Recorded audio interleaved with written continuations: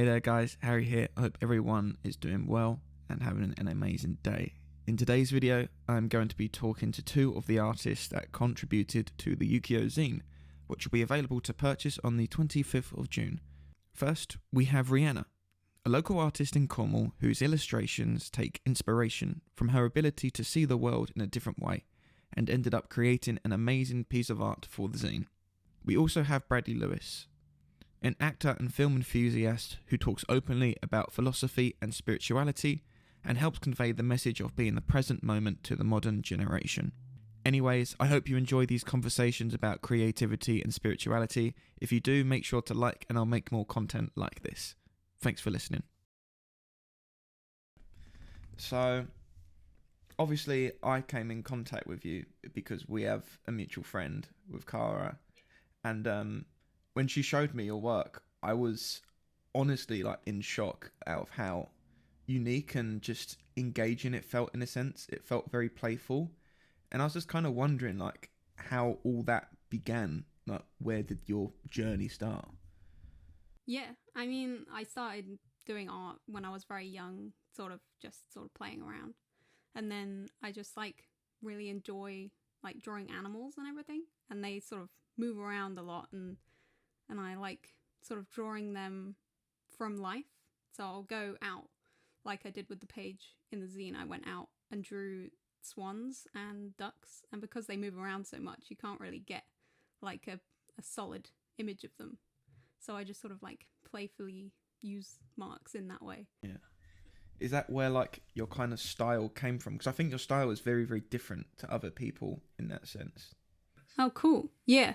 Yeah, I really enjoy making art fun. So I don't really like sort of being all sort of stuck up and doing stuff. I enjoy making it fun for me, playing, and that's just what makes me smile when I do it, and keeps me into art.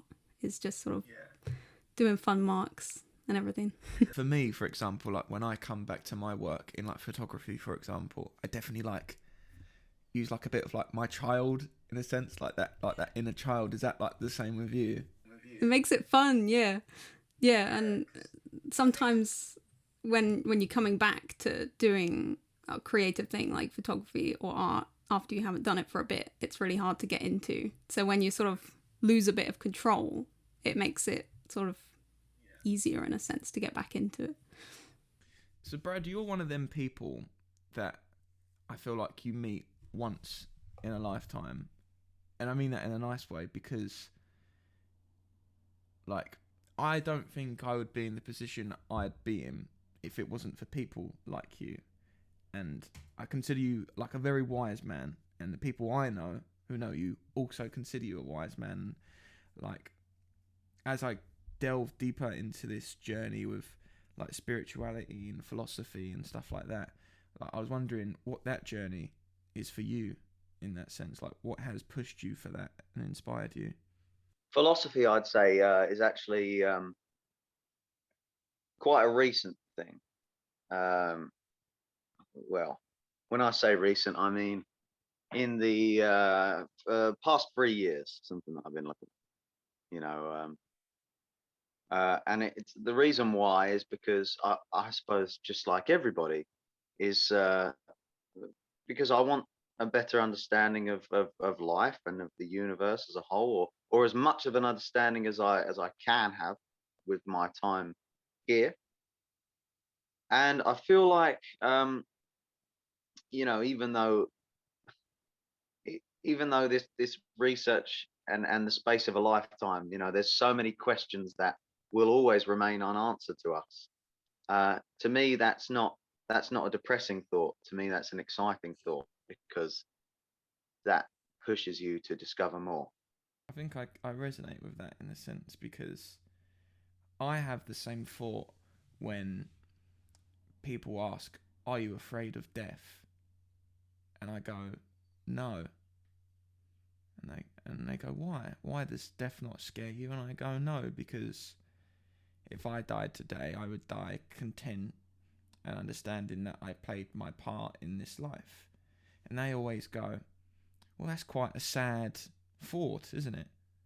And I think me and you both know that with our mindset, that's not really a sad thought, is it? Everything's just a matter of perspective, really. Mm. I fully understand where you're coming from, because it's quite a deep thing to talk about. Um, Obviously that fear of death is there because it's pushing your body and your mind to survival, and that's the most basic instinct, and so that's perfectly normal. I think it's quite enlightening almost when you start thinking about it the other way, and it's like you embrace everything, you embrace as natural. So if there's something that you really can't help, there's something that you can't change it, something like a natural process like death, and therefore there's no point worrying or fearing it, because it's just like the natural process of being born, you know. And now that you're at a state of consciousness where you can fear things like the future, um, you need to understand that that's there for the most basic principle of survival, which in this modern world, well, luckily, us in this society in the country that we live in, we don't have to worry as much about that anymore. So I think looking into philosophy and things like that is really helpful for reaching the mindset that I believe would lead to a sustainable society, actually, in this world that we've built in this part. And my kind of follow-up question to that, talking about spirituality, would be, how do I word this? Is your soul like connected or disconnected to the world? Because for me, I feel so connected to this planet that we share the same energy as the mountains, the ocean, the trees, the grass. We share all that energy because that energy is life. And I was wondering, what's your take on that? Well, that's quite interesting, actually, and I think the mind is an incredibly powerful thing. Um, in terms of a soul, I don't believe in a sort of physical soul, but I believe in us reaching a stage where we start to believe in being connected to the rest of the planet, because I think it's quite a common human feeling to feel like an outsider, even on planet Earth. You know, when really, as you said, like, we are all part of the planet, and we are all natural beings. None of us are visitors from another dimension. And I think it's just about embracing that fact. And that's, to me, that's a really comforting thought, because you can start to feel like humans are the worst thing imaginable. When you start to think about everything that we're doing to the planet, you do, and your mind gets caught up in this loop where you feel evil, because of what your species is doing to other species, and then and to the world. And I think the way forward, and to get more people inspired to make a change, um, whether that's in sustainability or doing what you can to help the environment, is about changing your mindset. That's where it starts. And so having the mindset that you are welcome, and that you are a part of this planet to benefit the rest of the planet, that's where it starts for me. Well, coming back to like the whole coming back to it, did you have that in a sense when it came to lockdown? Because for me, I took a step back. I couldn't comprehend anything. Was that the same with you? Completely out of it, yeah.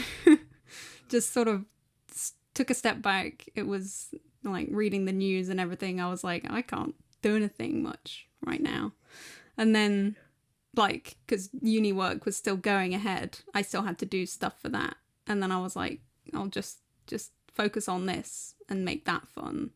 because I was doing uni work and personal work as well. But I thought I'd sort of combine the two, make it more interesting.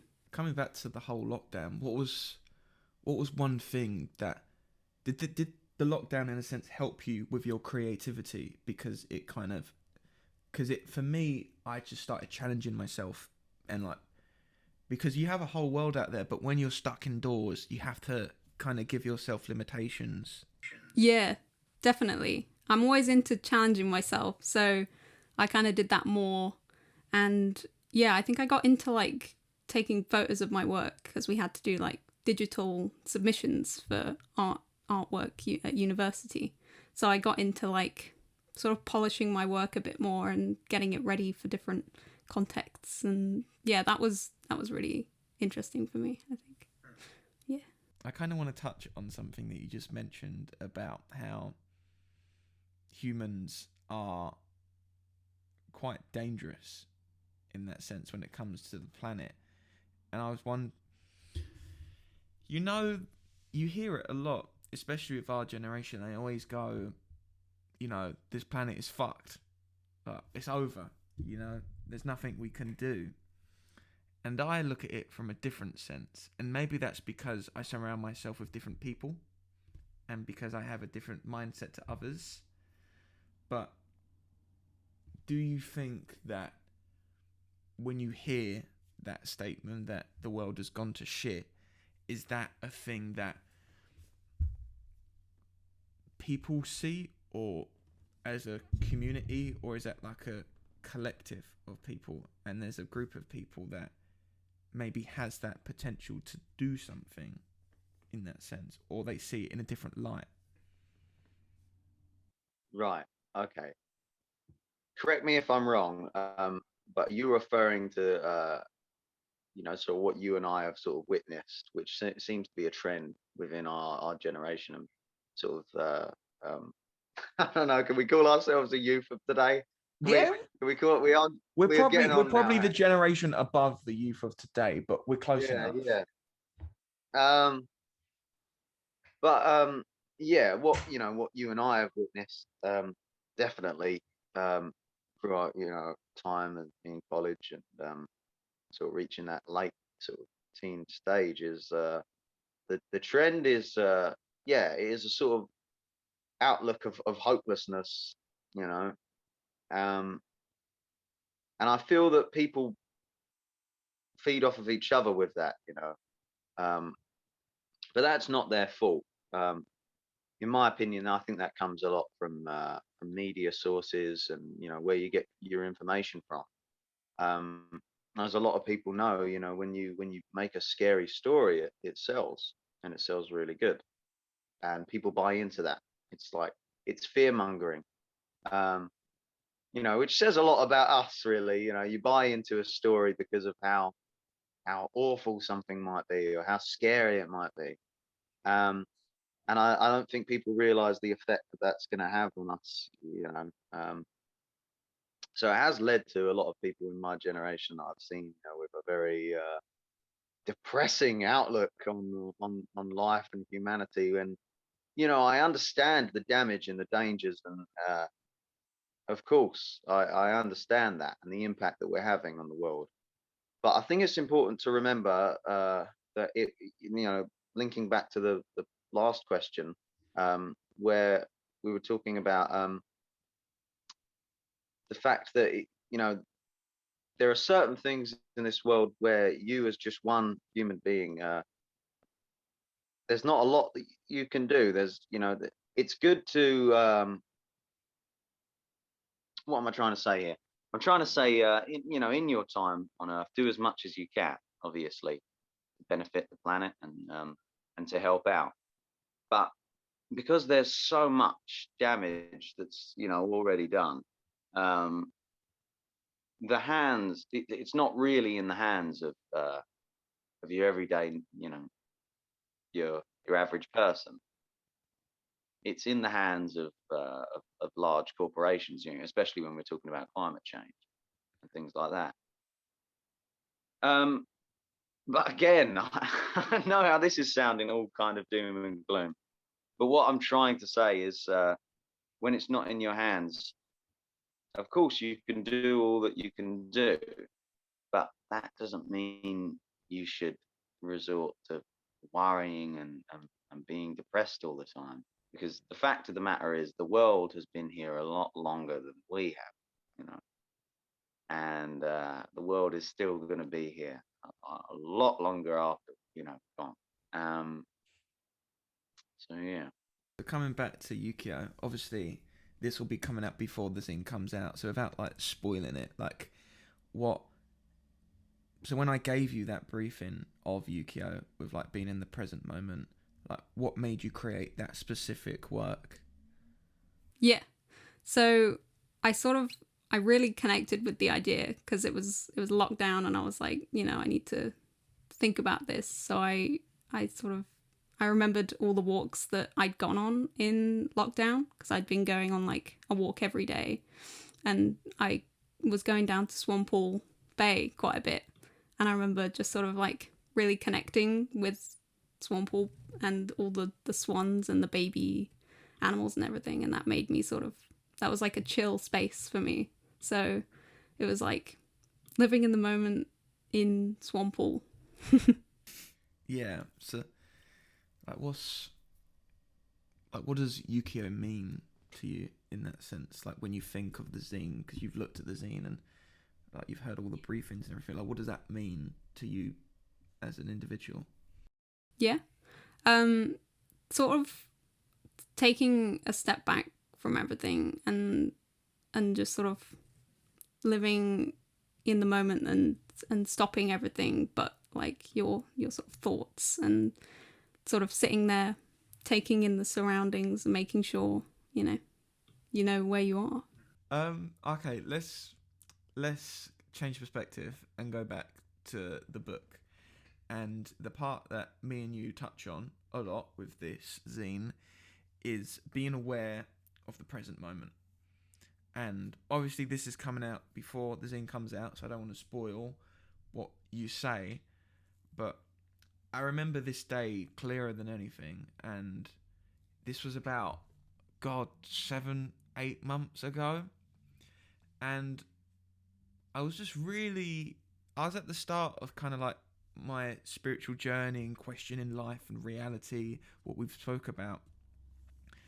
And I remember voice messaging you and going, do you get scared of the future? Does like the future bring fear in your eyes? Does it bring anxiety? And then you sent me like this 10-minute voice note, and it was just, I still have it saved on my phone because it's just the most interesting thing ever. And let's talk about it. Talk about being aware of the present moment and not worrying about the future. So what does that mean to you? Yeah, linking back to pretty much everything we've just been talking about, it's basically just another form of perspective on the rest of reality. And it is, like we were saying, it's impossible to do it 100%, but as long as you can do it the majority of the time, that will impact you, more than you can imagine, positively, positively. Um,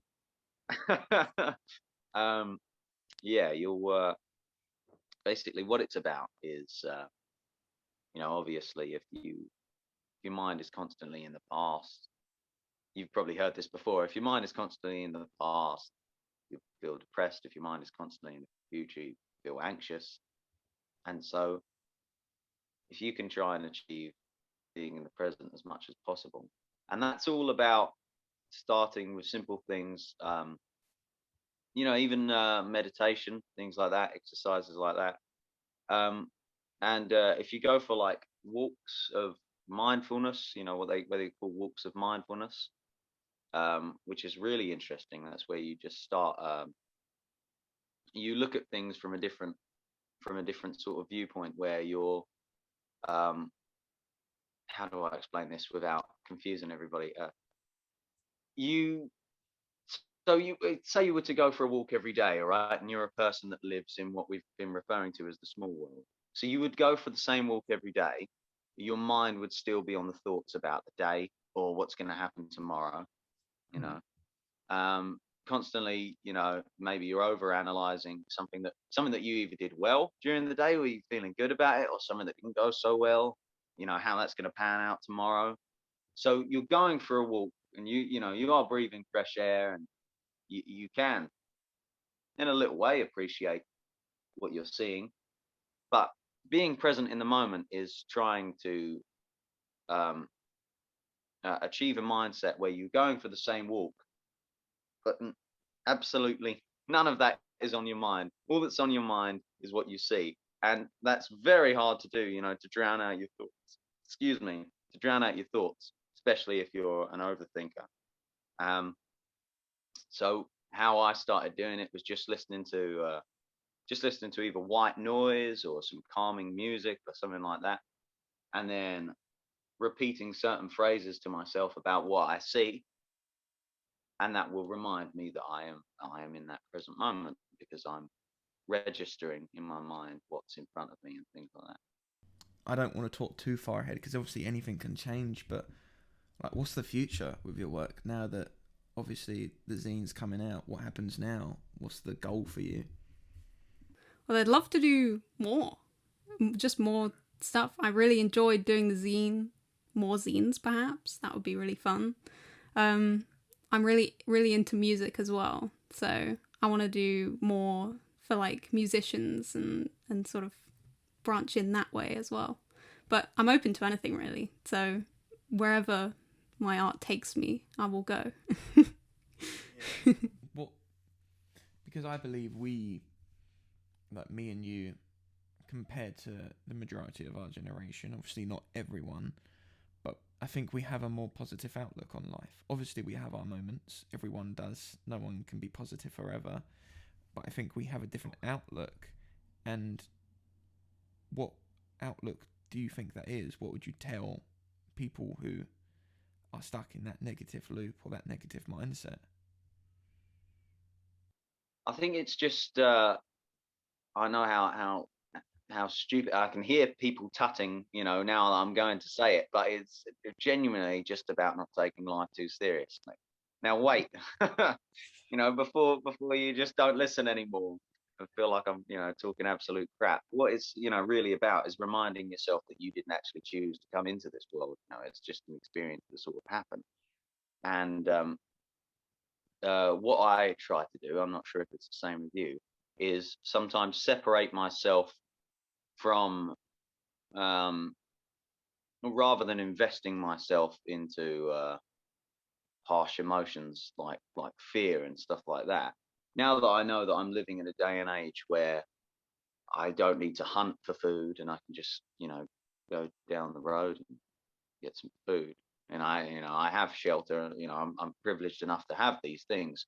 I think for people in a similar position, when you can start really thinking about your existence, um, there's a lot that people get lost in every day, um, and that is again what I'd refer to as the small world. You get lost in small world problems, um, and I think what you and I try to achieve is living the majority of our life, because it would be impossible to live entirely, but live the majority of our life seeing the bigger world and seeing what we class as the bigger picture, which is thoughts about you know existence itself, the fabric of life. As daunting as it may seem, when you start embracing it, you start thinking about it more often, and then you start thinking about what you actually are, rather than rather than embodying those feelings that you feel. It's then, this is really hard what I'm talking about, but the more you try, the easier it becomes. But separating yourself from things like fear, and investing yourself in something, life eventually becomes like a show. You and I, we're both actors, and so it's more. I draw that comparison because it does become like that. It becomes like you are the viewer. And then whenever you are in the smaller world, You're the actor. You're performing again, you know, and you live your life by the label that you was given, whether that's your name, nationality, anything like that. But that is, that's seeing life in a small world.